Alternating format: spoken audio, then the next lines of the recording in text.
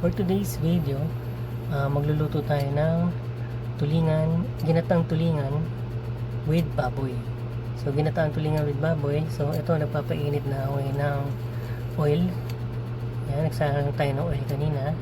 Yan, nagprepare na rin tayo ng mga ingredients na gagamitin natin. So meron na tayo ditong chopped onions. Yan, minced garlic. So imbes na siling green, siling red na lang, yung para may anghang, may spice, mas gusto ko kasi yun. And ginger. Yan. So yun yung mga ilalagay, ipanggigisa natin. Tapos meron tayong fresh gata. Actually hindi naman to fresh. Ito, Coco Mama. So wala na kasi tayong bumili pa ng kayod sa palengke. So bumili na lang tayo ng instant itong Coco Mama. So dalawa yung ilalagay natin dyan. And of course meron tayong fresh tulingan. Ayan, piprito muna natin yan. And yung baboy natin ay ihalo. Ayan, may konting taba para lumabas din yung natural oil nya. Simulan na natin magprito ng tulingan.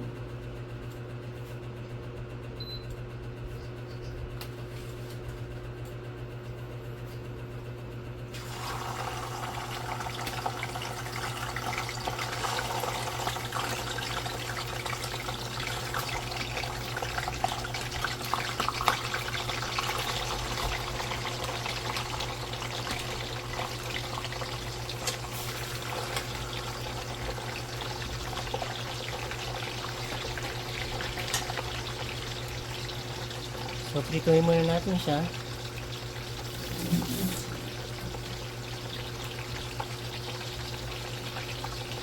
Maganda yung crunchy para halo sila, may texture ng baboy, may texture ng tulingan na crunchy. So wait lang natin maluto itong mga tulingan. Yan, tapos na natin maprito yung tulingan.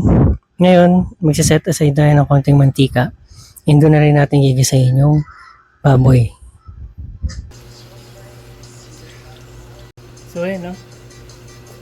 Nawala yung mic ko kanina eh. So, nailagay ko na yung sibuyas sa bawang. Ginigisa ko na siya. So, dito ko na siya gigisahin. So, pinagprituhan ko kasi para andyan pa rin yung flavor ng isda. And then, lalagay ko na yung ginger.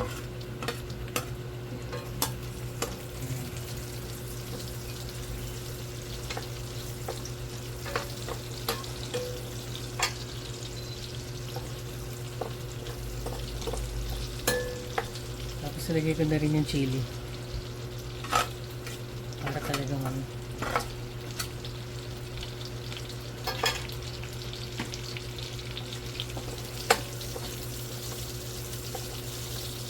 so gisa lang natin na maayos, gisa natin na maigi para lumabas yung flavor.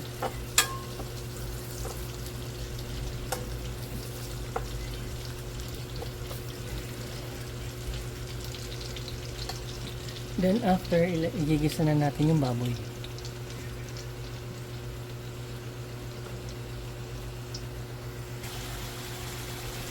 So yan, ilagay na natin yung baboy. Alam niyo yung dish na to? Ano to?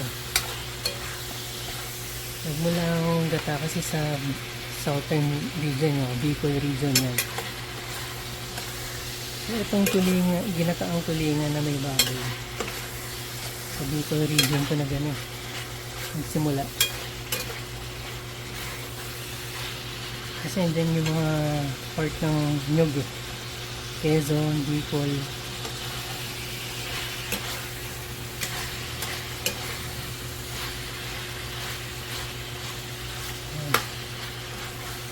Kaya lang natin matuyo.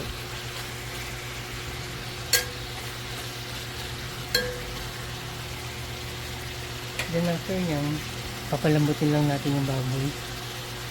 Kasi lalagyan na natin yung gata. Maya. Ngayon, medyo tuyo na yung baboy. Lagyan natin ng paminta. maraming paminta.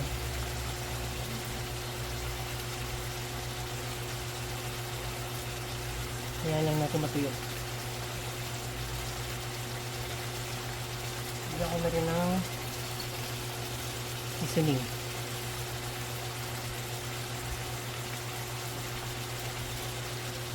And some chili powder. Konti lang.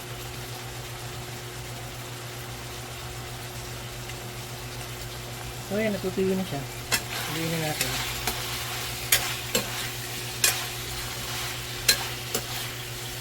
Pababrowning ko lang yung baboy na konti.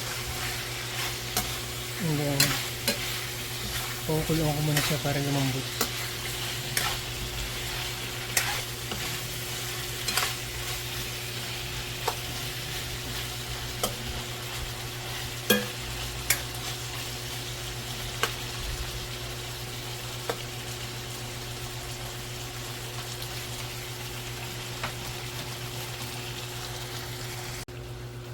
Lagyan ko siya ng patis.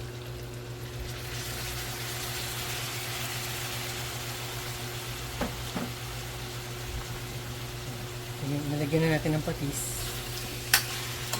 Kutsayin natin lang. So, nawawala na yung tubig na.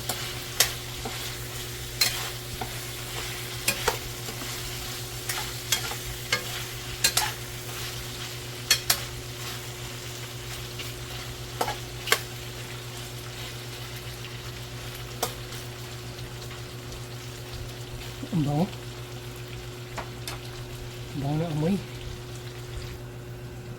Ayan, medyo na brown na yung baboy. Lalagyan ko na siya ng tubig. Papalambutin ko lang siya.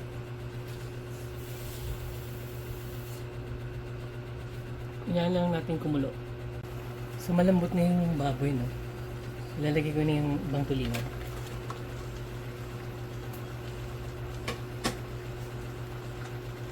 Hindi ko na nila itong tulingan kasi gusto ko rin ng prito eh.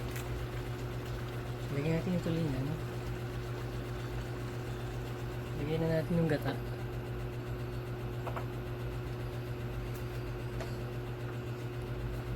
Ayan.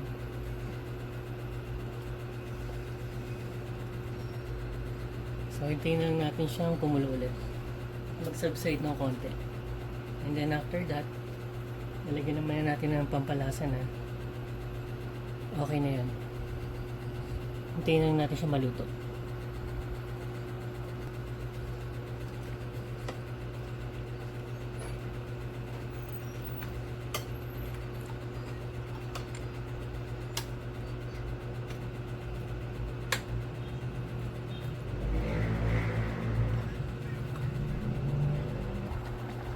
Tapos lagyan natin ng vinegar. Lagyan natin ng suka yan.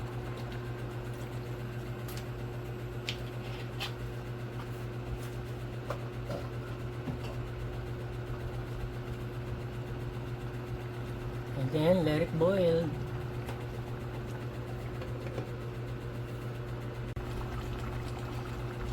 So konti na lang, pakulitan natin ng konti and then after nyan, okay na. Ready to serve na yan.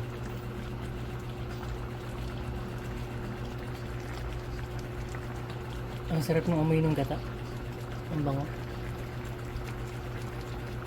So yun, luto na ang ating ginataang tulingan with baboy. Yummy!